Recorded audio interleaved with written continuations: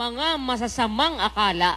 Ayan, basahin natin sa Ilocano yan. Nuadda mangisuro ti sabali, ket saan nga umanamong kadagiti makapakaradkad asao ni Apo tayo ay Hesu Kristo, ken ti sursuro amayan nurot iti kinasingpet, iso natangsi nga awan ti ammuna, no di ket adda na sakit nga ayat na kadagiti kulkul ken panagsususik dagiti sasao, iso apaggapuan ti apal, ringgor, panaguyuyaw, dagiti pangipagarup adakes.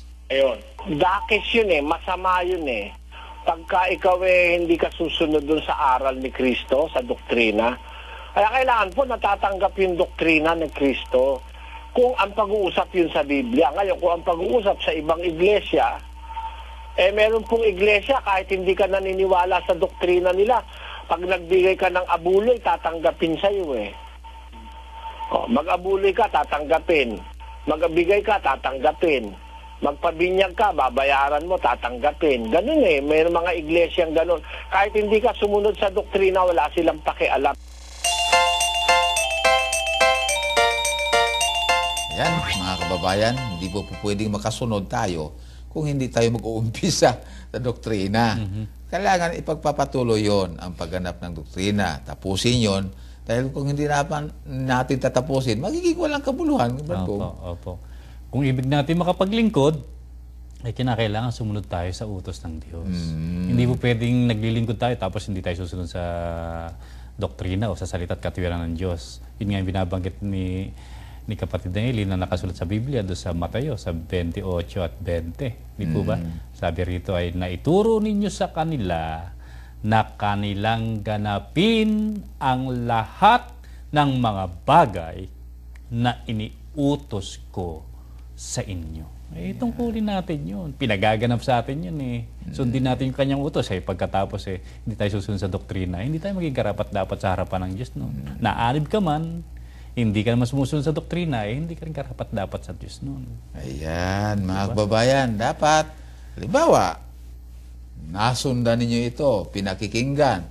Tapusin natin hanggang sa tayo magiging dapat. Opo. Di ba? Ang pag-aaral. Huwag tayong ihiwalay. Oo. Diba? Huwag tayong ihiwalay ng pakikinig.